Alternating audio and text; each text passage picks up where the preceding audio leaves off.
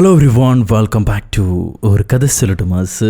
My dear സ്വത്തുകുട്ടികളെ, ഇന്നൊരു mystery thriller മൂവിയാണ് നമ്മൾ കാണാൻ പോകുന്നത്. ഇതൊരു ക്രൈം ബേസ്ഡ് മൂവി തന്നെയാണ്, എന്നാലും മിസ്റ്ററി ആയിട്ടാണ് പോവുക. ഒരു ടീനേജ് പയ്യന്റെ ബോഡി തടാകത്തിൽ നിന്നും കണ്ടുകിട്ടുന്നു. അവൻ മരിച്ചിട്ടില്ല. ഈ തടാകത്തിലേക്ക് ചാടുന്നതിന് മുന്നേ ആയിട്ട്, അവൻ ആത്മഹത്യ ചെയ്യാൻ ശ്രമിക്കുന്നതിന് മുന്നേ ആയിട്ട്, തന്റെ കൂടെ പഠിക്കുന്ന ചില കുട്ടികളുടെ പേര് ഒരു ലെറ്ററിൽ എഴുതി വെച്ചിട്ടുണ്ട്. അതിലെ ഒരു കുട്ടിയുടെ അച്ഛനാണ് നമ്മുടെ ഹീറോ. അദ്ദേഹത്തിന് ഈ പയ്യന് ശരിക്കും എന്താണ് സംഭവിച്ചത് എന്നറിയണം. അതേസമയം തന്റെ മകനെ രക്ഷപ്പെടുത്തുകയും വേണം. ഇത് സാധിക്കുമോ? ഇന്ന് നമ്മൾ കാണാൻ പോകുന്നത് 2022 റിലീസ് ചെയ്ത I want to know your parents എന്ന സൗത്ത് കൊറിയൻ മിസ്റ്ററി ത്രില്ലർ സിനിമയെക്കുറിച്ചാണ്. സിനിമയുടെ കഥകൾ കേൾക്കാൻ ഇഷ്ടപ്പെടുന്ന നമ്മുടെ കൂട്ടുകാരെല്ലാവരും ചാനൽ സബ്സ്ക്രൈബ് ചെയ്തോളൂ. നമുക്കിപ്പോൾ ഈ കഥയിലേക്ക് കടക്കാം. ഈ സിനിമയുടെ തുടക്കത്തിൽ രാത്രി സമയം, മൂടൽമഞ്ഞ ആയതുകൊണ്ട് തന്നെ തൊട്ടടുത്തുള്ള സാധനങ്ങൾ പോലും കാണാൻ പറ്റില്ല. ഈ നേരത്തൊരു അപ്പൂപ്പൻ വഞ്ചിയും തുഴഞ്ഞു പോകുന്നുണ്ട്. മീൻവല എടുക്കാൻ വേണ്ടിയിട്ടാണ്. ആ സമയത്ത് ഒരു ബോഡി വെള്ളത്തിൽ പൊന്തിക്കിടക്കുന്നത് പുള്ളിക്കാരൻ കാണും. ഒരു ടീനേജ് പയ്യന്റെ ബോഡി. അവിടെ നിന്ന് സീൻ കട്ട് ചെയ്താൽ കഥയിലെ നായകനെയാണ് കാണിക്കുന്നത്. അങ്ങനെ ഒരു വക്കീലാണ്, മിഡിൽ ഏജ് മാൻ. അത്യാവശ്യം ക്ലയന്റുകളൊക്കെ ഉണ്ട്, പക്ഷെ അത്ര നല്ല വക്കീലൊന്നുമല്ല. അപ്പോഴാണ് പുള്ളിക്കാരനൊരു ഫോൺ കോൾ വരുന്നത്. എത്രയും പെട്ടെന്ന് മകൻ പഠിക്കുന്ന സ്കൂളിലേക്ക് ചെല്ലണം. അതൊരു വലിയ സ്കൂളാണ്. വലിയ പണക്കാരുടെ, വലിയ വലിയ ഉദ്യോഗസ്ഥരുടെയൊക്കെ പിള്ളേര് പഠിക്കുന്ന സ്കൂള്. ഇങ്ങേര് മീറ്റിംഗ് റൂമിലേക്ക് ചെല്ലുമ്പോൾ അവിടെ നേരത്തെ തന്നെ മറ്റൊരു പാരന്റ് വന്നിട്ടുണ്ടാവും. ആ പാരന്റ് ഒരു ഡോക്ടറാണ്, സ്വന്തമായിട്ട് ആശുപത്രിയൊക്കെ ഉള്ളൊരു ഡോക്ടർ. അപ്പോഴാണ് ഇവർക്ക് ചായയുമായി ഒരു താൽക്കാലിക ടീച്ചർ വരുന്നത്. ഈ ടീച്ചർ സ്കൂളിലെ പെർമനന്റ് അല്ല, താൽക്കാലികമായി ഇവരുടെ കുട്ടികൾ പഠിക്കുന്ന ക്ലാസ്സിലെ ക്ലാസ് ടീച്ചറാണ്. അടുത്തതായി ഒരു മുത്തശ്ശനും മുത്തശ്ശിയും വരുന്നുണ്ട്. അവരുടെ കൊച്ചുമോനും ഇതേ സ്കൂളിലാണ് പഠിക്കുന്നത്. ഇവരെയൊക്കെ എന്തിനാണ് വിളിച്ചു വരുത്തിയിരിക്കണതെന്ന് ആർക്കും മനസ്സിലായിട്ടില്ല. പിന്നെ ഇതേ സ്കൂളിൽ തന്നെ ഒരു ഗുണ്ടു ടീച്ചറും വരുന്നുണ്ട്. അദ്ദേഹത്തിന്റെ മകനും ഇവരുടെയൊക്കെ മക്കളും ഒരുമിച്ചാണ് പഠിക്കുന്നത്. എല്ലാവരും എത്തിയതിനു ശേഷം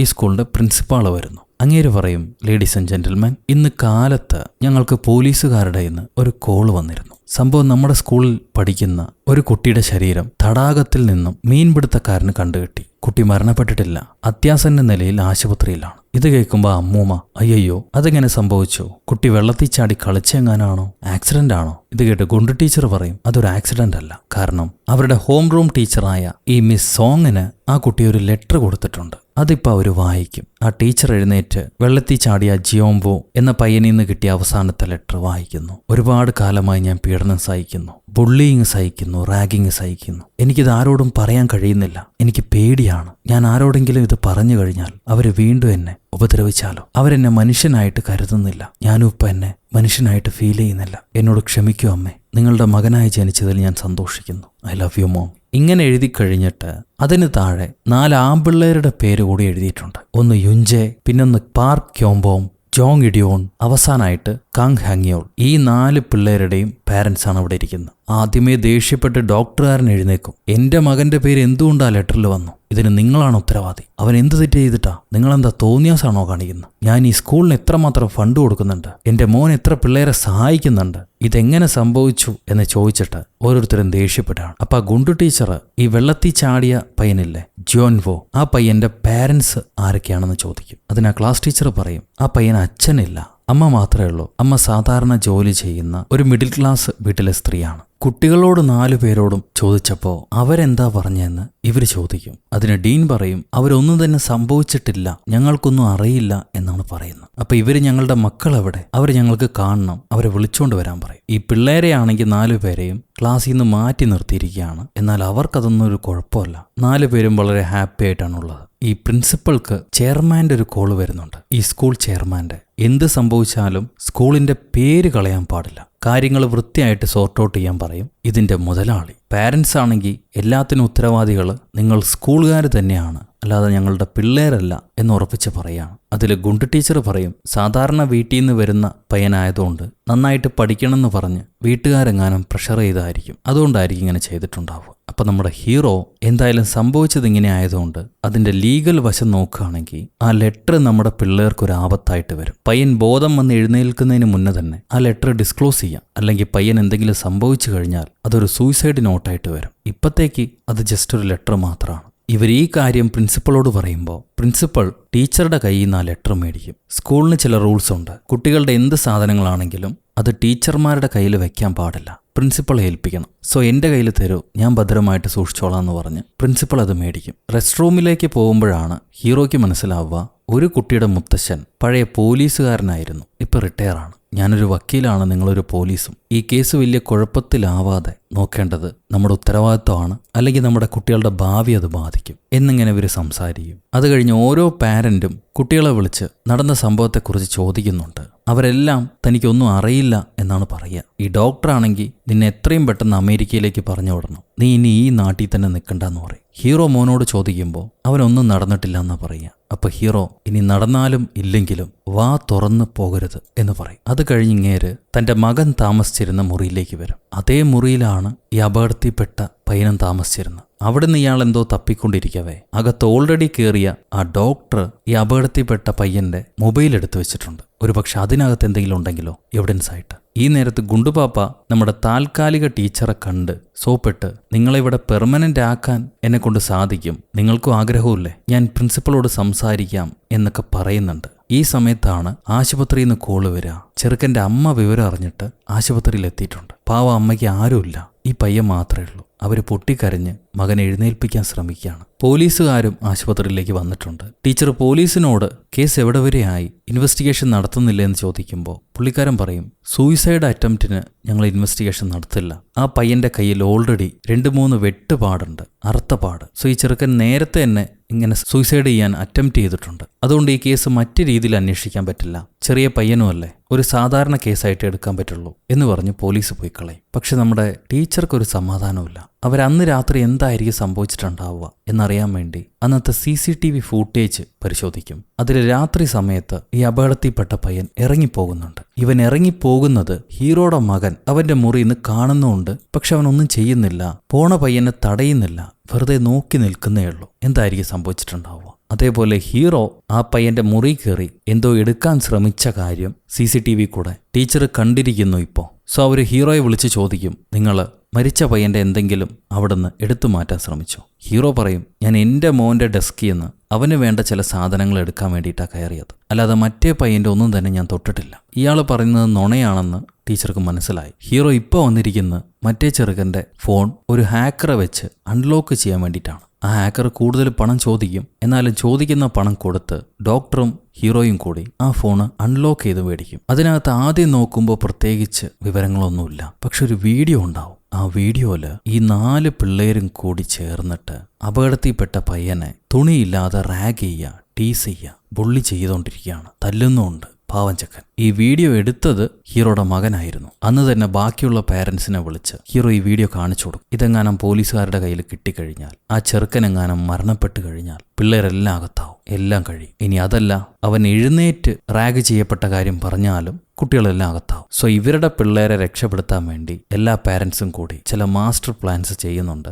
ഡോക്ടർ ഹീറോയോട് പറയും, ആ പയ്യനിപ്പോൾ എഴുന്നേറ്റ് കഴിഞ്ഞാൽ പണിയാണ്, നിങ്ങളൊരു കാര്യം ചെയ്യ്, അവരുടെ അമ്മയെ കൺവിൻസ് ചെയ്ത് പയ്യനെ എൻ്റെ ആശുപത്രിയിലേക്ക് കൊണ്ടുവരും, അവിടെ ട്രീറ്റ്മെൻറ്റ് കൊടുക്കാം, കുറച്ചു കാലത്തേക്ക് അവൻ എഴുന്നേൽപ്പിക്കാതിരിക്കാനും ശ്രമിക്കാം, അതേ ഇപ്പോൾ വഴിയുള്ളൂ. അങ്ങനെ ഹീറോ ചെന്ന് ആ ചെറുക്കൻ്റെ അമ്മയെ കാണുന്നു. ഞാൻ സ്കൂളിലെ PTA പ്രസിഡന്റാണ്, മോനിങ്ങനെ സാധാരണ ആശുപത്രിയിൽ കിടത്തേണ്ട ആവശ്യമില്ല, ഞങ്ങൾക്ക് ഫണ്ടുണ്ട്, വലിയ ആശുപത്രിയിലേക്ക് കൊണ്ടുപോകാന്ന് പറഞ്ഞ് മറ്റേ ഡോക്ടറുടെ ആശുപത്രിയിലേക്ക് മാറ്റും. ഈ സമയത്ത് ബാക്കിയുള്ള പാരൻസ്, പ്രത്യേകിച്ച് ആ ഗ്രാൻഡ്മി, അവർ പ്രിൻസിപ്പളെ കണ്ട് പ്രിൻസിപ്പാൾ സ്കൂൾ ഫണ്ടിൽ നിന്ന് അടിച്ചു മാറ്റിയ പണത്തിന്റെ കണക്കൊക്കെ പറഞ്ഞിട്ട് അതിന്റെ എവിഡൻസ് എല്ലാം ഞങ്ങളുടെ കയ്യിലുണ്ട്, പക്ഷെ നിങ്ങൾ പേടിക്കേണ്ട ആവശ്യമില്ല, അങ്ങോട്ടും ഇങ്ങോട്ടും ഓരോ സഹായം, നിങ്ങൾക്ക് ഇനിയും എത്ര പണം വേണമെങ്കിലും ഞങ്ങൾ തരാം, ഏത് പൊസിഷൻ വേണമെങ്കിലും തരാം, ആ ചെറുക്കൻ്റെ ലെറ്റർ അത് ഞങ്ങളുടെ കയ്യിലേക്ക് തരണം, എന്തെങ്കിലും മോശം സംഭവിച്ചാൽ സ്കൂളിൻ്റെ പേരും പോവില്ലേ, അതുകൊണ്ട് അത് തരുന്നതല്ലേ നല്ലത്. അങ്ങനെ ആ ലെറ്ററും ഇവർ വാങ്ങിച്ചെടുത്തു, നശിപ്പിച്ചു കളയും. പിടിക്കപ്പെട്ടാൽ മൈനർ ആണെങ്കിലും പിള്ളേർ മൈനർ ആണെങ്കിലും മാക്സിമം ഒരു 4 വർഷമെങ്കിലും കിട്ടും തടവ്. ലെറ്റർ നശിപ്പിച്ചു കളഞ്ഞു എന്ന് പറഞ്ഞിട്ട് ഒരു മെസ്സേജ് ഹീറോയുടെ മൊബൈലിലേക്ക് കിട്ടുന്നു. സമാധാനമായി, ഇനി കുഴപ്പങ്ങളൊന്നുമില്ലല്ലോ. എവിഡൻസായ ലെറ്റർ ഇവരുടെ കയ്യിലാണ്, മൊബൈലും ഇവരുടെ കയ്യിലാണ്. അപ്പോഴാണ് പുതിയൊരു കുഴപ്പം വരുന്നത്. ഈ അപകടത്തിൽപ്പെട്ട പയ്യന്റെ മൊബൈലിലേക്ക് ഒരു മെസ്സേജ് വരുന്നു. നിനക്ക് ആക്സിഡന്റ് പറ്റിയ കാര്യം ഞാൻ അറിഞ്ഞു, എനിക്ക് വിഷമമുണ്ട്, അന്ന് നിനക്ക് സംഭവിച്ച കാര്യങ്ങൾ ഞാൻ കണ്ടിരുന്നു, വളരെ മോശമായിരുന്നു, അത് അങ്ങനെ സംഭവിക്കാൻ പാടില്ലായിരുന്നു, കോൾ മീ എന്ന് പറഞ്ഞിട്ടായിരിക്കും മെസ്സേജ്. ആരാണത്? പുതിയ ആള്. ഈ ഗൻവു എന്ന ചെറുക്കന് ഏതോ ഒരു കൂട്ടുകാരിയുണ്ട്, അവൾക്ക് ചില കാര്യങ്ങളൊക്കെ അറിയാം. അവിടെ നിന്ന് കട്ട് ചെയ്താൽ ടീച്ചർ ഗൻവുവിനെ കാണാൻ ആശുപത്രിയിലേക്ക് വരുമ്പോൾ ഈ ആശുപത്രിയിൽ നിന്ന് അവരുടെ അമ്മ വേറൊരു ആശുപത്രിയിലേക്ക് മാറ്റി എന്ന് അവിടുത്തെ സ്റ്റാഫ് പറയും. നമ്മുടെ ഡോക്ടറുടെ ആശുപത്രിയാണ്. പുള്ളിക്കാരൻ എല്ലാ സമയത്തും ഈ ചെറുക്കനെ വാച്ച് ചെയ്യുന്നുണ്ട്. അവൻ എഴുന്നേൽക്കാതിരിക്കാനുള്ള ട്രീറ്റ്മെൻറ്റാണ് ഇയാൾ ഇപ്പോൾ കൊടുത്തുകൊണ്ടിരിക്കുന്നത്. മരിച്ചു പോകാനും പാടില്ല, എഴുന്നേൽക്കാനും പാടില്ല. ഈ നേരം ടീച്ചർ കനുവിൻ്റെ വീട്ടിലേക്ക് വരും, അമ്മ എങ്ങാനും ഉണ്ടോയെന്ന് അറിയാൻ വേണ്ടി. അമ്മേനെ കാണുന്നില്ല. ഹോളിൽ കൂടെ നോക്കുമ്പോൾ ആരോ ഒരാൾ ഈ വീട്ടിൽ നിന്ന് ഇറങ്ങി ഓടുക. ഇതേ നേരത്ത് ആ അപ്പാർട്ട്മെന്റിലേക്ക്, കനുവിന്റെ അപ്പാർട്ട്മെന്റിലേക്ക് ഹീറോയും ഡോക്ടറും കൂടി വന്നിട്ട് അവിടുത്തെ സെക്യൂരിറ്റിയോട്, ഇവിടെ ജിഹോ എന്ന് പറയുന്ന പെൺകുട്ടിയുണ്ടോ, ഇവിടെയാണ് താമസിക്കുന്നത്, അവളുടെ വീട് എവിടെയാണെന്ന് ചോദിക്കും. അപ്പോൾ ആ സെക്യൂരിറ്റിക്കാരൻ, നിങ്ങളും ഡിറ്റൻഷൻ സെന്ററിൽ നിന്നാണോ? ഒരാഴ്ച മുന്നേ ഡിറ്റൻഷനിൽ നിന്ന് ആൾക്കാർ വന്നിരുന്നു. ആ പെൺകുട്ടി ഇപ്പോൾ കുഴപ്പമൊന്നും ഉണ്ടാക്കുന്നില്ല, ഇതാണ് ഫ്ലാറ്റ് നമ്പർ, അങ്ങോട്ട് ചെന്നോളൂ എന്ന് പറഞ്ഞിട്ട് ഇവർ പറഞ്ഞുവിടും. സംഭവം ചെറിയ ക്രൈമൊക്കെ ചെയ്ത് കുട്ടികളുടെ ജയിലിൽ പോയിട്ട് വന്ന കുട്ടിയാണ് ഈ ജിഹോ. അവൾ തന്നെയാണ് കനുവിൻ്റെ വീട്ടിൽ നിന്ന് ചാടി ഇറങ്ങി ഓടിയത്. അവളങ്ങനെ ഓടി തൻ്റെ ഫ്ലാറ്റിലേക്ക് തിരിച്ചു വരവേ വഴി നിന്നുകൊണ്ട് ഡോക്ടർ ജിഹോ എന്ന് പറഞ്ഞ ആ കുട്ടിയെ പേര് വിളിക്കും. ഹീറോ തൻ്റെ വക്കീൽ ഐഡിയും കാണിച്ചിട്ട്, ഞങ്ങളാണിപ്പോൾ കനുവിൻ്റെ കേസ് അന്വേഷിക്കുന്നത്, നിങ്ങൾ കൂട്ടുകാരാണെന്ന് എനിക്കറിയാം, നിനക്ക് അവനെക്കുറിച്ച് എന്തൊക്കെയാണ് അറിയാം, നീ എന്താണ് കണ്ടിട്ടുള്ളത്? അതിന് ആ കുട്ടി പറയും, ഞങ്ങൾ അത്ര വലിയ കൂട്ടുകാരൊന്നുമല്ല, ഒരു ദിവസം ലിഫ്റ്റിൽ അവൻ ഇരുന്ന് കരയുന്നത് കണ്ടു, അപ്പം എനിക്ക് വിഷമായി, അന്ന് അവനോട് സംസാരിച്ചു, ഇടയ്ക്ക് എപ്പോഴെങ്കിലും കാണുമ്പോൾ സംസാരിക്കും. ഒരു ദിവസം ഞാൻ അവൻ്റെ വീട്ടിലേക്ക് ചെല്ലുമ്പോൾ അവൻ്റെ കൂടെ പഠിക്കുന്ന കുട്ടികൾ വസ്ത്രമെല്ലാം അഴിച്ചൊരു പട്ടിയെ പോലെ അവനെ ബെൽറ്റിട്ട് കെട്ടി താഴെ കിടക്കുന്ന ഭക്ഷണം തീറ്റിക്കുകയായിരുന്നു. ഈ സമയത്ത് വീട്ടിലേക്ക് അവൻ്റെ അമ്മ വിളിക്കുന്നുണ്ട്. ആ കോൾ അവൻ അറ്റൻഡ് ചെയ്ത് എനിക്ക് കുഴപ്പമൊന്നുമില്ല എന്ന് പറയുന്നുമുണ്ട്. ഈ പിള്ളേരെ പേടിച്ച് പിള്ളേർ വീട്ടിലേക്ക് വരെ വന്ന് ഉപദ്രവിക്കുകയായിരുന്നു അവനെ. പയ്യൻ്റെ അച്ഛൻ കൺസ്ട്രക്ഷൻ സൈറ്റിൽ നിന്ന് വീണാണ് മരിച്ചത്. പാവം നിന്റെ അച്ഛൻ. അച്ഛൻ പോയിടത്തേക്ക് നിനക്കും പോണ്ടേ? മകൻ അച്ഛനെ തനിച്ചാക്കാൻ പാടുണ്ടോ? നീയും കൂടെ പോടാന്ന് പറഞ്ഞ് ഇവരാണെന്ന് ഈ ചെറുക്കൻ്റെ കയ്യിൽ കത്തി കൊണ്ട് വരയുന്നു. ആഴത്തിൽ വരഞ്ഞില്ല ഭാഗ്യത്തിന്. അതുകൊണ്ടാണ് അന്ന് അവൻ മരിക്കാതിരുന്നത്. അന്നും വീഡിയോ പിടിച്ചുകൊണ്ടിരുന്നത് ഹീറോയുടെ മകൻ തന്നെയായിരുന്നു. ഡോക്ടർ ആ പെൺകുട്ടിയോട് പറയും, നീ കണ്ടതൊക്കെ സത്യം തന്നെയാണോ? എന്നാൽ നീ പറയുന്നത് ആരും വിശ്വസിക്കാൻ പോകുന്നില്ല. നീ തന്നെ ഒരു കുറ്റവാളിയാണ്, കുട്ടികളുടെ ജയിലിൽ കിടന്ന കുട്ടിയാണ്. നീ പറയുന്ന ആരാണ് വിശ്വസിക്കാൻ പോകുന്നത്? ഇവള് ദേഷ്യപ്പെട്ട് എഴുന്നേറ്റ് പോകാൻ നിൽക്കവേ ഡോക്ടർ ആ കുട്ടിക്ക് പണം കൊടുത്തിട്ട് പറയും, നീ അന്നൊന്നും കണ്ടിട്ടില്ല, കണ്ട കാര്യം നിനക്ക് ഓർമ്മയുമില്ല, അങ്ങനെ ഒരു സംഭവം നടന്നിട്ടേയില്ല, ഇതായിരിക്കണം നീ എല്ലായിടത്തും പറയേണ്ടത്. അങ്ങനെ ആ സാക്ഷിയെയും ഇവരില്ലാതാക്കി. ഇവിടെ ടീച്ചർക്കൊരു മനസ്സില്ല, ആ പയ്യന് സംഭവിച്ചത് ക്രൂരതയാണ്, അതങ്ങനെ വിട്ടുകൊടുക്കാൻ പാടില്ല. എനിക്ക് ആ ലെറ്റർ തിരിച്ചു വേണം സാർ, ഈ കേസ് പോലീസുകാർ അന്വേഷിക്കണമെങ്കിൽ ആ ലെറ്റർ എൻ്റെ കയ്യിൽ വേണം, നിങ്ങളത് തരണം എന്ന് പറഞ്ഞ് ടീച്ചർ ഡീനെ നിർബന്ധിക്കുമ്പോൾ എനിക്കിനിയും ഇതിൻ്റെ പുറകെ നടക്കാൻ വയ്യ, ദയവേത് എന്നെ വിട്ടേക്കെന്നും പറഞ്ഞ് ഡീൻ ടീച്ചർക്ക് പെർമനന്റ് ടീച്ചറായിട്ടുള്ള എംപ്ലോയ്മെന്റ് കോൺട്രാക്റ്റ് സൈൻ ചെയ്ത് കൊടുക്കും. ഇപ്പം നിങ്ങളുടെ ആഗ്രഹം സാധിച്ചില്ലേ, ഇനി ആ പഴയ കാര്യങ്ങൾ വിട്ടേക്കൂ എന്നയാൾ പറയും. ടീച്ചറും ഒരുപാട് കാലമായിട്ട് ആഗ്രഹിച്ചായിരുന്നു. എന്തായാലും സംഭവിച്ചു. അതുകൊണ്ട് അവരും സൈൻ ചെയ്ത്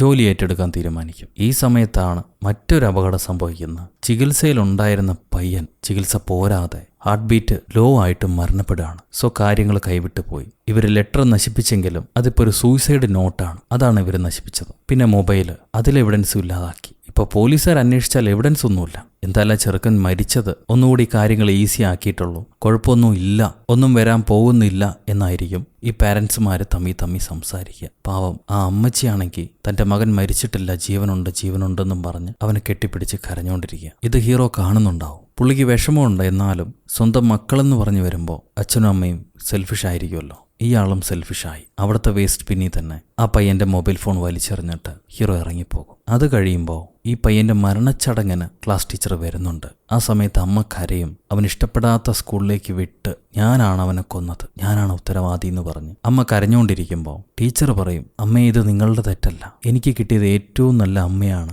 അമ്മയെ ഞാൻ ഒരുപാട് സ്നേഹിക്കുന്നുണ്ട് എന്ന് അവൻ എന്നോട് പറഞ്ഞിരുന്നു, അമ്മയോട് ക്ഷമ പറഞ്ഞിരുന്നു. ഇത് കേട്ടുടനെ അമ്മ എപ്പോഴാണ് അവൻ നിങ്ങളോടത് പറഞ്ഞത്, എന്താണ് സംഭവിച്ചത്? ടീച്ചർ കരഞ്ഞുകൊണ്ട് പറയും, എനിക്ക് അവസാനമായി അവനൊരു ലെറ്റർ അയച്ചിരുന്നു, ആ ലെറ്ററിൽ അവനെ റാഗ് ചെയ്ത കുട്ടികളുടെ പേരും ഉണ്ടായിരുന്നു, എനിക്ക് ഈ കാര്യങ്ങൾ ഇത്രയും നാളായി നിങ്ങളെ അറിയിക്കാൻ കഴിഞ്ഞില്ല, എന്നോട് ക്ഷമിക്കണം. ഇതും പറഞ്ഞ് ടീച്ചറും കരയുന്നുണ്ട്. ഈ സമയത്ത് സ്കൂൾ വിട്ട പിള്ളേരെയെല്ലാം, പ്രത്യേകിച്ച് നമ്മുടെ 4 പിള്ളേരെയും പാരൻസ് എന്നെ വീട്ടിലേക്ക് വിളിച്ചോണ്ട് പോകാൻ വരും. അപ്പൊ ഹീറോയുടെ മകന്റെ കയ്യിൽ ഒരു ഡ്രോൺ ഉണ്ട്. അത് എവിടെ നിന്നാണ് കിട്ടിയെന്ന് ചോദിക്കുമ്പോൾ യുഞ്ചേന്ന് പറഞ്ഞ ഇവന്റെ കൂടെയുള്ള മറ്റൊരു കൂട്ടുകാരൻ എനിക്ക് സമ്മാനമായിട്ട് തന്നാണെന്ന് ഇവൻ പറയും. അതെടുത്ത് പുറകിയിട്ട് വണ്ടി കയറുന്നും പറഞ്ഞ് മകനെയും വിളിച്ചോണ്ട് പോവുകയാണ് അപ്പൻ. ഈ നേരത്ത് മരിച്ച പയ്യന്റെ അമ്മ അവരോടി പോലീസ് സ്റ്റേഷനിൽ വന്ന് എൻ്റെ മോൻ ആത്മഹത്യ ചെയ്തതല്ല, കൊല്ലപ്പെട്ടാണ്, അവനെ സ്കൂളിൽ നിന്ന് കുട്ടികൾ ബുള്ളി ചെയ്ത് കൊന്നതായിരുന്നു, അവരെ പിടിക്കണം, എനിക്ക് കേസുണ്ടെന്നും പറഞ്ഞ് അമ്മ കരയും. ഇവിടെ അപ്പനും അമ്മയും പിള്ളേരെ വിളിച്ചോണ്ട് വന്നത് ആ ചെറുക്കൻ്റെ ഫ്യൂണറൽ അറ്റൻഡ് ചെയ്യാൻ വേണ്ടിയിട്ടായിരുന്നു. ഒരു കുറ്റബോധം ഇല്ലാതെയാണ് 4 പേര് അങ്ങോട്ട് വരിക. അത് കഴിയുമ്പോൾ അന്ന് വൈകിട്ട് നമ്മുടെ പഴയ പോലീസുകാരൻ ഈ കേസ് അന്വേഷിക്കുന്ന പോലീസുകാരനെ കാണുന്നുണ്ട്. കേസ് എവിഡൻസ് ഒന്നും ഇല്ലല്ലോ, അതുകൊണ്ട് ഡിസ്ക്ലോസ് ചെയ്യാൻ പറയും പുള്ളിക്കാരൻ. ആ പോലീസുകാരനും സമ്മതിക്കും. നിങ്ങൾ പേടിക്കണ്ട, ഈ കേസ് മുന്നോട്ട് കൊണ്ടുപോകാനുള്ള ഒരു ചാൻസും ഇല്ല. ഈ നേരം ഹീറോ തന്റെ മകനോട് ചോദിക്കുകയാണ്, സത്യം പറ, നീ എന്താണ് അവന് ചെയ്ത്? ആ ചെറുക്കനെ എന്തിനാണ് നീ ഉപദ്രവിച്ച്? നിങ്ങളെല്ലാവരും കൂടി. അപ്പം മോൻ കരഞ്ഞോണ്ട് പറയും, ഞാനൊന്നും ചെയ്തിട്ടില്ല അച്ഛാ, അതെന്റെ കുഴപ്പമല്ല, അവന്മാരാണ് അവനെ ഉപദ്രവിച്ച്. എനിക്ക് അവനെ ഉപദ്രവിക്കാൻ കഴിയില്ല. ഞാൻ അവിടെ ഉണ്ടായിരുന്നു, അത്ര മാത്രമേ ഉള്ളൂ. അത് അവന്മാർ നിർബന്ധിച്ച് എന്നെ പേടിപ്പിച്ച് അവിടെ നിർത്തിയതാണ്. ഞാനിതെല്ലാം കണ്ടുകൊണ്ട് നിന്നിരുന്നു, അത്രയേ ഉള്ളൂ. ഞാനല്ല അച്ഛ എന്ന് പറഞ്ഞ് അവൻ കരയും. അച്ഛൻ കെട്ടിപ്പിടിച്ച് കുഴപ്പമില്ല എന്ന് പറഞ്ഞ് മകനെ സമാധാനിപ്പിക്കുകയാണ്. പിറ്റേന്ന് നമ്മുടെ ക്ലാസ് ടീച്ചറോട് മറ്റൊരു ടീച്ചർ പറയും, ഈ മരിച്ച കൻവുവും ഹീറോയുടെ മകനും ബെസ്റ്റ് കൂട്ടുകാരായിരുന്നു കഴിഞ്ഞ കൊല്ലം വരെ. പിന്നീട് എന്താ സംഭവിച്ചെന്നറിയില്ല. ഒരുമിച്ചായിരുന്നു അവർ താമസിച്ചുകൊണ്ടിരുന്ന ഏറ്റവും നല്ല ബഡ്ഡീസ് ആയിരുന്നു. ഇതറിഞ്ഞ ഉടനെ ടീച്ചർ ഓടി ഹീറോയുടെ മകനെ കാണാൻ വരും. കൻവു നീയും നല്ല കൂട്ടുകാരായിരുന്നു. എന്നിട്ട് എന്താണ് നിങ്ങൾ രണ്ടുപേരും തമ്മിൽ സംഭവിച്ച്? എന്താ ഉണ്ടായത്? എന്നോട് സത്യം തുറന്നു പറ. അവൻ എന്തേലും പറയുമ്പോഴേക്കും അപ്പം വന്നു കഴിഞ്ഞു. അപ്പൻ ഈ ടീച്ചറെ വലിച്ച് എഴിച്ചെടുത്തോണ്ട് പോയി, ഇറങ്ങി പൊക്കോണം എൻ്റെ വീട്ടിൽ നിന്ന്. അനാവശ്യമായി എൻ്റെ വീട്ടിലേക്ക് വന്ന് എൻ്റെ മകനോട് സംസാരിക്കരുത്. ഞാൻ നിങ്ങൾക്കെതിരെ കേസ് കൊടുക്കുമെന്ന് പറഞ്ഞ് ഹീറോ ടീച്ചറെ മിരട്ടും. ടീച്ചർ പറയും, നിങ്ങളെല്ലാവരും നിങ്ങളുടെ മക്കളെക്കാളും മോശപ്പെട്ട വൃത്തികെട്ട പാരൻസാണ്. വെറുതെ എല്ലാവരും ഇങ്ങനെയായത്. ടീച്ചർ താൻ സൈൻ ചെയ്ത ഭാഗം വായിച്ചിട്ട്, എനിക്ക് ഈ ജോലി വേണ്ട, എനിക്ക് എൻ്റെ സ്റ്റുഡൻറ്റ് തന്ന ലെറ്റർ എനിക്ക് തിരിച്ചായോ, എനിക്ക് ഈ ജോലിയൊന്നും വേണ്ട എന്ന് പറഞ്ഞ് നിർബന്ധം പിടിച്ച് ഡീൻ്റെ അടുത്തേക്ക് ചെല്ലാം. ഡീൻ പറയും, എനിക്ക് ഇഷ്ടമുള്ള ജോലി ഇവിടെ ചെയ്യാം, അല്ലെങ്കിൽ വേറെ ഏത് സ്കൂളിലും ചെയ്യാൻ ഞാൻ ഏർപ്പാടാക്കാം. അങ്ങനെ ഒരു ലെറ്റർ ഉണ്ടായിട്ടില്ല, തൻ്റെ കയ്യിൽ കിട്ടിയിട്ടുമില്ല, താൻ എനിക്ക് തന്നിട്ടുമില്ല. ഇതാണ് സംഭവിച്ചത്, ദയവേത് ഇറങ്ങിപ്പോക്കോ. ഇങ്ങനെ പറഞ്ഞുകൊണ്ടിരിക്കുമ്പോഴാണ് കുൻവുയുടെ അമ്മ ഫ്യൂണറലിന്റെ ഭാഗമായിട്ട് സ്കൂളിലേക്ക് വരുന്നത്. അങ്ങനെ ഒരു ചടങ്ങുകൂടിയുണ്ട് അവരുടെ നാട്ടില്. ആ ഫോട്ടോയും തൂക്കിപ്പിടിച്ച് അമ്മ സ്കൂളിലേക്ക് വരുമ്പോൾ സ്കൂൾ അധികൃതര് അമ്മയെ വരാന്തയിലേക്ക് പോലും കടത്താതെ തടഞ്ഞു നിർത്തി തിരിച്ചു പറഞ്ഞവിടും. പാവ അമ്മ ആ പയ്യൻ ആ സ്കൂളിൽ പഠിച്ചതിന്റെ ഒരു മര്യാദ പോലും അവര് പയ്യന്റെ പാരന്റിനോട് കാണിച്ചില്ല. എന്നാൽ ബാക്കിയുള്ള കുട്ടികളുടെ പാരന്റ്സ് ആവട്ടെ, അവരെല്ലാവരും ഭയങ്കര ഹാപ്പി. അവരുടെ കുട്ടികൾ ബോട്ട് റേസിൽ കലർന്ന് അവർ ജയിക്കുന്ന കണ്ട് ഇവർ ആഹ്ലാദിക്കുക. അങ്ങനെ ആ കുടുംബങ്ങൾ സന്തോഷമായിട്ട് പോകുമ്പോഴാണ് കുൻവുയുടെ അമ്മ പാവം മകൻ സൂയിസൈഡ് ചെയ്തതല്ല കൊല്ലപ്പെട്ടതാണെന്നും പറഞ്ഞിട്ടുള്ള ബോർഡും പിടിച്ച് സ്കൂളിന്റെ ഗേറ്റിന് മുന്നിൽ നിൽക്കുക. പോലീസ് അവരെ അറസ്റ്റ് ചെയ്തുകൊണ്ട് വരും. നിങ്ങൾ പറയുന്നത് കേൾക്കൂ, അവിടെ ചെന്ന് നിന്നിട്ട് കാര്യമില്ല, എവിഡൻസ് ഇല്ലാതെ ഞങ്ങൾക്ക് അന്വേഷിക്കാൻ പറ്റില്ല. ടീച്ചർ പറയും, എൻ്റെ കയ്യിൽ എവിഡൻസ് ഉണ്ടായിരുന്നു, ആ പയ്യന്റെ സൂയിസൈഡ് നോട്ട് എൻ്റെ കയ്യിലുണ്ടായിരുന്നു. അപ്പോൾ പോലീസ് ചോദിക്കുകയാണ്, എന്നാ കാണിക്കൂ, എവിടെയാണത്? കൊടുക്കാൻ ഇവരുടെ കയ്യിലില്ലല്ലോ. ഇനി ഒരു രക്ഷയുമില്ല. അവസാനം ഒരു കടും പ്രയോഗം എന്ന രീതിയിൽ ടീച്ചർ ക്ലാസ് റൂമിൽ ഇരുന്നുകൊണ്ട്, ഞാൻ ഈ സ്കൂളിൽ പഠിപ്പിക്കുന്ന ടീച്ചറാണ്, കൻവു എന്ന കുട്ടിയുടെ മരണത്തിന് കാരണക്കാരായ കുട്ടികൾ ഈ 4 പേരാണ്. ആ ലെറ്റർ എൻ്റെ കയ്യിലുണ്ടായിരുന്നു, പക്ഷേ സ്കൂൾ അധികൃതർ അത് പുറത്ത് കാണിക്കാതെ നശിപ്പിച്ചു കളഞ്ഞു. സ്കൂളിന്റെ പേരിന് ദോഷമാകുമെന്ന് പറഞ്ഞുകൊണ്ട് അവർ ആ കുട്ടികളെ രക്ഷപ്പെടുത്തി. അതിനു പുറകിൽ അവരുടെ പാരൻസും ഉണ്ടെന്നും പറഞ്ഞ് യൂട്യൂബിലൊരു വീഡിയോ അപ്ലോഡ് ചെയ്യും. അത് വലിയ ചർച്ചാ വിഷയമായിട്ട് ഈ കേസ് മറ്റൊരു ഓഫീസറുടെ കയ്യിലേക്ക് മാറുകയാണ്. പാരൻസ് എല്ലാം ഒത്തുകൂടും. ഹീറോ വക്കീല് പറയും, എന്തായാലും എവിഡൻസ് ഒന്നുമില്ല, നമ്മളവർ ക്വസ്റ്റ്യൻ ചെയ്യുകയാണെങ്കിൽ എല്ലാവരും ഒരേപോലുള്ള ഉത്തരവേ പറയാൻ പാടുള്ളൂ. എന്തെങ്കിലും ഫോൾസ് ഇൻഫർമേഷൻ കൊടുത്തു കഴിഞ്ഞാൽ നമുക്ക് തിരിച്ച് പണി കിട്ടും. ഈ പ്രാവശ്യം നമ്മൾ ഒരുമിച്ച് വേണം ഈ പ്രശ്നത്തെ നേരിടാൻ. അങ്ങനെ ഓരോ കുട്ടികളെയായിട്ട് പോലീസുകാർ ക്വസ്റ്റ്യൻ ചെയ്യാൻ വിളിച്ചു വരുത്തുന്നുണ്ട്. ഡോക്ടർ മോന്റെ ചോദ്യം ചെയ്യലും കഴിഞ്ഞ് അവർ പുറത്തേക്ക് ഇറങ്ങും. ഞങ്ങൾക്ക് കുഴപ്പമൊന്നുമില്ല എന്ന് പുള്ളിക്കാരൻ പറയും. ഇനി ഹീറോയുടെ മോനാണ്, നീ ഒന്നും തന്നെ പറയണ്ട, എല്ലാം ഞാൻ പറഞ്ഞോളാന്ന് അച്ഛൻ പറയും. ഒരു പോലീസുകാരൻ വരുന്നു. ഈ പയ്യൻ മരിക്കുന്ന അതേ ദിവസം അവൻ ഇറങ്ങിപ്പോയി കഴിഞ്ഞിട്ട് മോനും ഇറങ്ങിപ്പോയിട്ടുണ്ടല്ലോ, എങ്ങോട്ടായിരുന്നു അത്?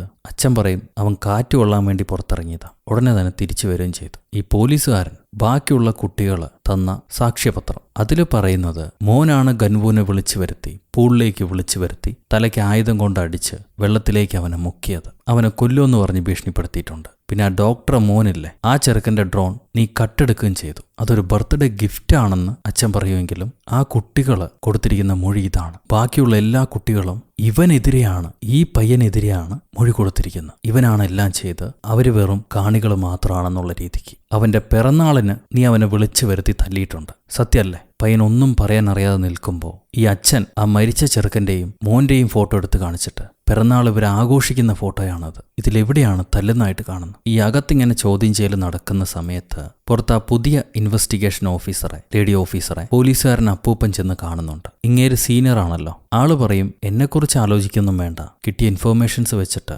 വൃത്തിയായി തന്നെ ഈ കേസ് ഹാൻഡിൽ ചെയ്തോളൂ. ആര് കുറ്റക്കാരാണെങ്കിലും അവർ ശിക്ഷിക്കപ്പെടട്ടെ. പുള്ളിക്കാരൻ നല്ല വ്യക്തിയെ പോലെ സംസാരിക്കുന്നുണ്ട്. എന്നിട്ട് പിള്ളേരെയൊക്കെ കൊണ്ട് മൊഴി മാറ്റിക്കുകയും ചെയ്തു. ഇത് മാത്രമല്ല പണി, പോലീസുകാർക്കൊരു സാക്ഷിയും കൂടി കിട്ടിയിട്ടുണ്ട്. അത് മറ്റാരുമല്ല, ചിനോ. ആ പെൺകുട്ടി പറയും, ഈ വക്കീലാണ് എനിക്ക് പണം തന്ന് സാക്ഷ്യം പറയല്ലേ എന്ന് പറഞ്ഞത്. സോ തെളിവുകളുടെ എല്ലാ അടിസ്ഥാനത്തിൽ ഹീറോയുടെ മോൻ തന്നെയാണ് കുറ്റക്കാരൻ. അങ്ങനെ പോലീസുകാർ അവനെ പിടിച്ചുകൊണ്ട് പോകുന്നു. ഇവിടെ ബാക്കിയുള്ള 3 പിള്ളേരുടെയും പാരൻസ് അവർ ഈ ലെറ്റർ കത്തിച്ച് കളയുന്നുണ്ട്. ഇവരിങ്ങനെ ആ ചെറുക്കനെ കൊടുക്കാനുള്ള കാരണം ഒരുപക്ഷെ ഹീറോയുടെ മകനെങ്ങാനും മൊഴി മാറ്റി ഈ 3 പിള്ളേരുമാണ് യഥാർത്ഥ കുറ്റവാളികൾ എന്ന് പറഞ്ഞാലോ. അതുകൊണ്ടാണ് ഇവർ തിരിച്ചു പോണത്. ഹീറോ ഓടി ആ ജിനോ എന്ന് പറയുന്ന പെൺകുട്ടിയുടെ വീട്ടിലേക്ക് വരും. അവിടെ ആ പെൺകുട്ടിയില്ല. ഹീറോയ്ക്ക് അറിയാം പിന്നീന്ന് കളിച്ചത് ഡോക്ടറും ടീമും ആണെന്ന്. അവൻ ഓടി ഡോക്ടറെ അടുത്ത് വന്നിട്ട്, എന്തിനാടോ താൻ എൻ്റെ മകനെ കുടുക്കിയത്? നമ്മൾ ഒരുമിച്ച് നിന്നല്ലേ, പിന്നെ എന്തിനാ താൻ ഇത് ചെയ്ത്? അപ്പൊ അയാള് പുച്ഛത്തോടെ പറയും, എന്തോ എനിക്ക് നിന്റെ മോൻ ഇഷ്ടായില്ല, അതേപോലെ തന്നെയാണ് എൻ്റെ മകനും നിന്റെ മോൻ ഇഷ്ടായില്ല. ഇതൊക്കെ നാട്ടിൽ നടക്കുന്ന കാര്യമല്ലേ, നീ ഇറങ്ങിപ്പോക്കോ,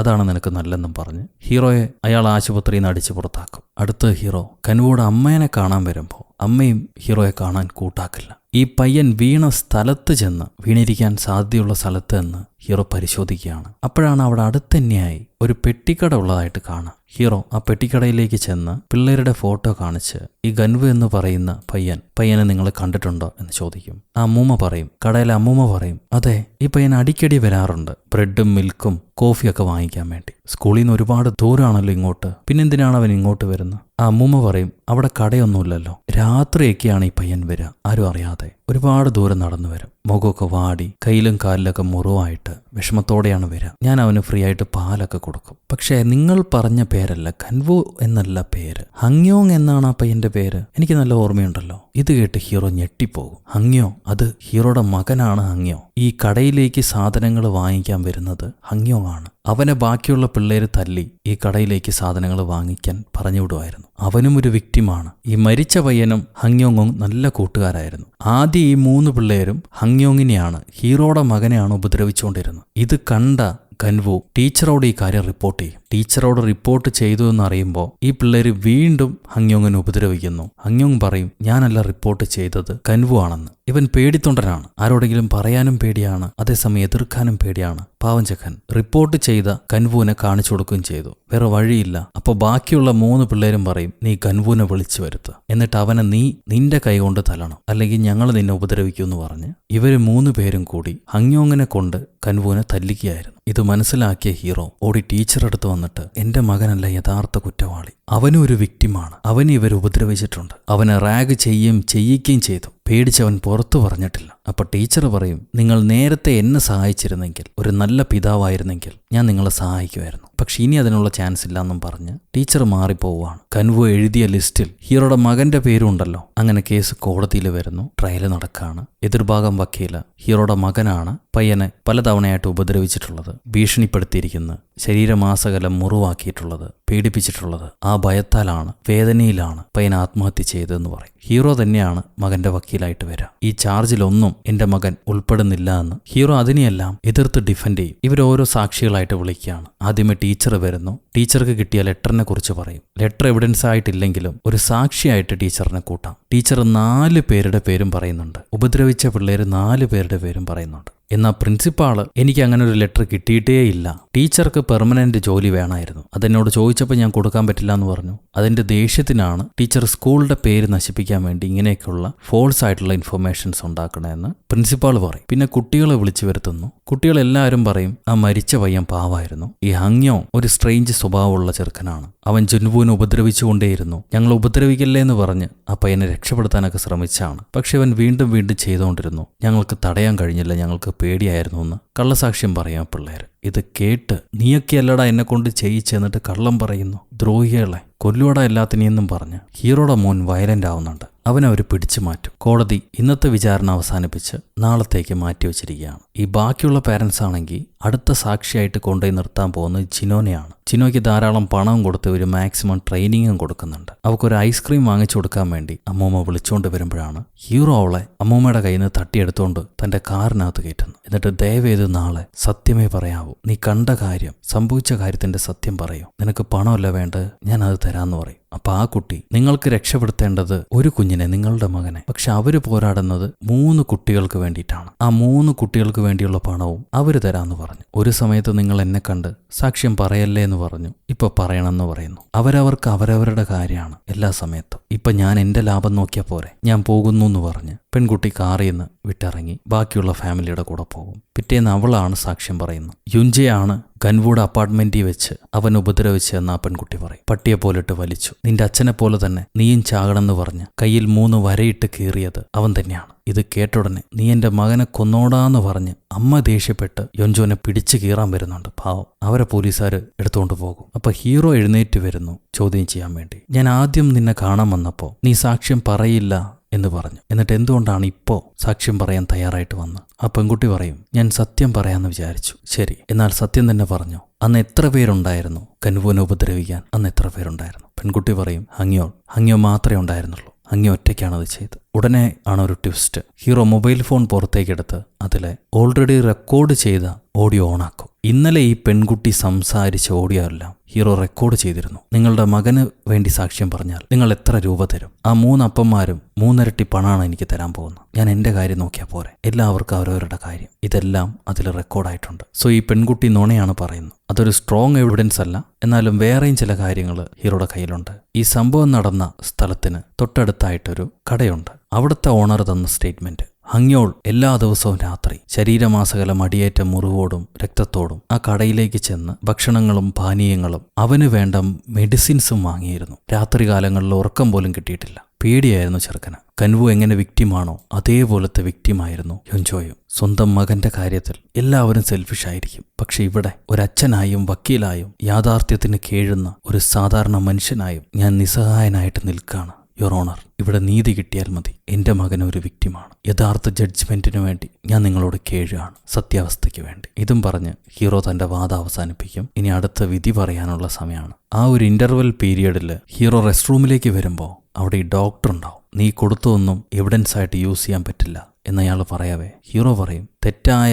സാക്ഷിമൊഴികളും എവിഡൻസ് ആയിട്ട് യൂസ് ചെയ്യാൻ പറ്റില്ല. സോ കോടതി യാഥാർത്ഥ്യം എന്തായാലും കണ്ടുപിടിച്ച് അതിനുള്ള വിധിയായിരിക്കും എഴുതുക. തൻ്റെ മകൻ കുടുക്കത്തിൽ പെട്ടു എന്നുള്ളത് ഡോക്ടറിന് തന്നെ മനസ്സിലായി. അയാൾ ആ ദേഷ്യം ഹീറോയെ തല്ലി തീർക്കാൻ നോക്കും. ഹീറോ അയാളെയും തട്ടിമാറ്റി ഇറങ്ങിപ്പോവുകയാണ്. അവിടുന്ന് ഇറങ്ങിപ്പോകവേ ടീച്ചർ ഹീറോയോട് ചോദിക്കുന്നുണ്ട്, നിങ്ങൾ മകനെ രക്ഷിക്കാൻ വേണ്ടി ഇത്രയും പോരാടി, എന്നാൽ കൻവുവിന് സംഭവിച്ചതിൽ നിങ്ങൾക്ക് കുറ്റബോധമില്ലേ? അതിനൊന്നും മിണ്ടില്ല പുള്ളി. പാവം. ആ അമ്മ ഇപ്പോഴും മകന്റെ ഫോട്ടോയും വെച്ചിരിപ്പുണ്ട്. അവർക്കെന്തായാലും നഷ്ടപ്പെട്ടത് നഷ്ടപ്പെട്ടു. അവിടുന്ന് ബ്ലാക്ക് ഔട്ട് ചെയ്താൽ അടുത്ത സീനി ഹീറോ മകനെയും കൊണ്ട് സ്കൂളിലേക്ക് പോവുകയാണ്. അപ്പൊ ന്യൂസിൽ പറയുന്നുണ്ട്, ബാക്കിയുള്ള 3 പിള്ളേരെയും പോലീസ് അറസ്റ്റ് ചെയ്തു. കേസ് അവരുടെ നേരെയാണ് തിരിഞ്ഞത്. ഇപ്പൊ ആ കുട്ടികൾ പിള്ളേര് ജയിലിലാണ്. 3-4 വർഷം തടവുണ്ടാവും. എല്ലാം കഴിഞ്ഞ ആശ്വാസത്തി തന്റെ മകന് ഭയം പറഞ്ഞ് ഹീറോ അവനെ സ്കൂളിലേക്ക് പറഞ്ഞു വിടുന്നു. എന്നിട്ട് ആ കുന്നിൻ ചെരുവിലെ കടയിലേക്ക് വരുന്നുണ്ട്. അവിടുത്തെ അമ്മച്ചിക്ക് എന്തെങ്കിലും ടിപ്പ് കൊടുക്കാൻ വേണ്ടി. അവർ സാക്ഷ്യം പറഞ്ഞല്ലേ. അപ്പൊ അമ്മച്ചിക്ക് ഒരു ഭർത്താവ് ഉണ്ടാവും. പുള്ളിക്കാരനാണല്ലോ ഈ ബോഡി വലിച്ചെടുത്ത് ടിപ്പ് നിനക്കും കുട്ടിയെ രക്ഷപ്പെടുത്തിയത് ഞാനും എന്ന് പറഞ്ഞ് പുള്ളിക്കാരനിങ്ങനെ ഒരു ബിയറും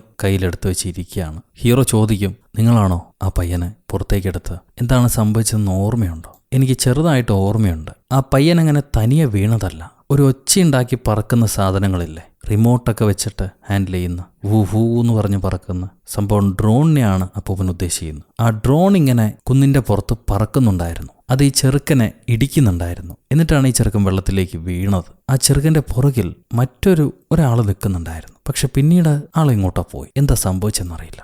നല്ല മഞ്ഞായതുകൊണ്ട് എനിക്ക് കറക്റ്റായിട്ട് ആൾക്കാരെ ഒന്നും കാണാൻ കഴിഞ്ഞില്ല. ഇത് കേട്ട് ഷോക്കായ ഹീറോ തിരിഞ്ഞു നടന്നു പോവാണ്. പോയി തന്റെ കാറിൽ ഉണ്ടായിരുന്ന മകന്റെ ആ ഡ്രോണിലെ മെമ്മറി കാർഡ് എടുത്ത് ഇട്ട് നോക്കും കാറില്. അപ്പോ അന്ന് രാത്രി ആ ഡ്രോൺ പറത്തിയത് തന്റെ മകനായിരുന്നു. കൻവു ഈ ലെറ്ററും എഴുതി വെച്ച് ഇറങ്ങിപ്പോയത് ആത്മഹത്യ ചെയ്യാനാ. പക്ഷെ യൂഞ്ചെ അത് മനസ്സിലാക്കി പുറകെ ചെന്ന് അവനെ തടഞ്ഞു പിടിച്ചിട്ട്, നീ ചാവാൻ പോവുകയാണോടാ? അവന്മാരെ എന്നെ ഉപദ്രവിക്കുന്നു കണ്ടില്ലേ? ഞാനത് സഹിക്കുന്നില്ലേ? നിനക്ക് സഹിച്ചാലെന്താ? അതിന് കൻവു പറയും, നീ ഭീരുവാണ്, തൻ്റെ ഇടമില്ലാത്തവൻ, ആത്മവിശ്വാസമില്ലാത്തവൻ, പേടിത്തൂറിയാണ് നീ. അപ്പൊ യോഞ്ചു പറയും, ഇതെല്ലാം നീ കാരണമാണ്. നീ അവന്മാരെ പറഞ്ഞു കൊടുത്തുകൊണ്ടല്ലേ അവന്മാരെ നമ്മളെ 2 പേരെ ഉപദ്രവിക്കാൻ തുടങ്ങിയത് കൂടുതലായിട്ട്. അപ്പൊ കൻവു പറയും, അവന്മാരുടെ ഉപദ്രവം ഞാൻ താങ്ങുമായിരുന്നു. പക്ഷെ നീ അവന്മാരെക്കാട്ടിലും മോശമാണ്. അവന്മാർ പറയുന്നതും കേട്ട് നീ എന്നെ ഉപദ്രവിക്കുന്നില്ലേ? നീയാടാ ദ്രോഹി. ഇത് കേട്ട യഞ്ചു, ഞാനല്ല കാരണം, നീയാ കാരണം. നീ എന്താടാ പറഞ്ഞേ? എല്ലാത്തിനും കാരണക്കാരൻ നീയായിട്ട് നീ എന്നെ കുറ്റം പറയണമെന്ന് പറഞ്ഞ് ഇവൻ ആ ചെറുക്കനെ കഴുത്തി പിടിച്ച് അമർത്തുവാണ്. അത് കഴിഞ്ഞ് അപ്പാപ്പൻ പറഞ്ഞതുപോലെ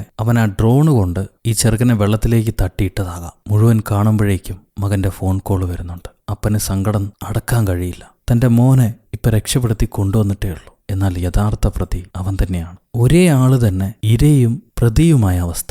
അവൻ ഇരയുമാണ്, അതേസമയം പ്രതിയുമാണ്. ഒരച്ഛൻ എന്ത് ചെയ്യും?